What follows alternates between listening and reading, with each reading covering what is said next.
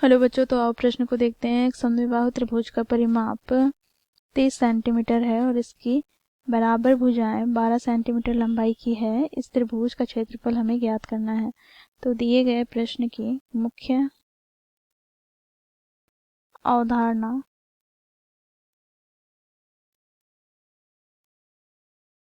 की बात करें तो बच्चों यहाँ पर हम देखेंगे त्रिभुज ए बी सी में यदि ए बी की लंबाई ए, बी सी की लंबाई बी और ए सी की लंबाई सी हो, तो बच्चों देखो यहाँ पर त्रिभुज ए बी सी का अर्ध परिमाप, जिसे बच्चों हम एस से प्रदर्शित करते हैं, एस बराबर क्या हो जाएगा, तो ये हो जाएगा ए प्लस बी प्लस सी बटे में 2 के बराबर।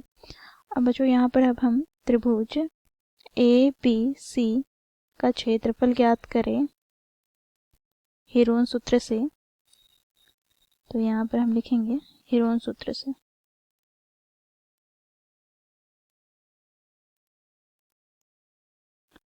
तो बच्चों देखो क्षेत्रफल हम कैसे ज्ञात करते हैं, तो वर्गमूल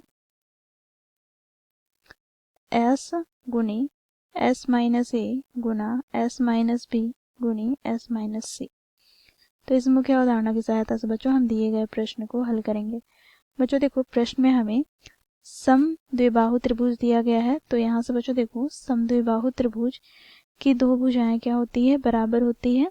तो यहाँ पर हम देखेंगे यदि त्रिभुज ए बी सी हो तो ए बी की लंबाई ए सी के बराबर है। ठीक है, यहाँ पर हम लिखेंगे त्रिभुज ए बी सी में ए बी बराबर ए सी है। साथ ही बच्चों हमें प्रश्न में दिया गया है त्रिभुज ए बी सी का परिमाप बराबर कितना है, तो 30 सेंटीमीटर। और बच्चों देखो ये दोनों बराबर भुजाएं के माप हमें क्या दिया गया है, तो 12 सेंटीमीटर। ठीक है, तो यहाँ पर हम लिखेंगे 12 सेंटीमीटर और यहाँ पर भी 12 सेंटीमीटर। तो त्रिभुज एबीसी का परिमाप क्या हो जाएगा, तो देखो यहाँ पर A B plus B C plus A C बराबर 30 सेंटीमीटर। तो ए बी और हमें ए सी बराबर दिया गया है अर्थात 12 सेंटीमीटर। ठीक है, बराबर क्या हो जाएगा 30। तो यहाँ से बच्चों देखो 12 प्लस 12 कितना हो जाएगा, तो 24 प्लस बी सी बराबर 30। तो यहाँ से बच्चों हमें बी सी बराबर क्या प्राप्त हो जाएगा, तो ये हमें प्राप्त हो जाएगा 30 माइनस 24 अर्थात ये हमें प्राप्त हो गया बी सी बराबर 6 सेंटीमीटर। ठीक है, तो बच्चों देखो यहाँ से हम कह सकते हैं ए बराबर क्या हमें प्राप्त हुआ, तो प्रश्न में दिया गया है 12 सेंटीमीटर, बी बराबर हमें ज्ञात हुआ है 6 सेंटीमीटर तथा सी बराबर 12 सेंटीमीटर। अब बच्चों अर्ध परिमाप की बात करें अर्थात एस की बात करें, तो त्रिभुज ए बी सी का अर्ध परिमाप को बच्चों हम एस से प्रदर्शित करते हैं।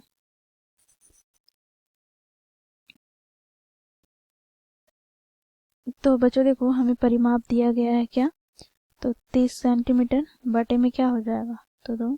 तो यहाँ से बच्चों से हम विभाजित करें तो ये हमें प्राप्त हो जाएगा 15 सेंटीमीटर।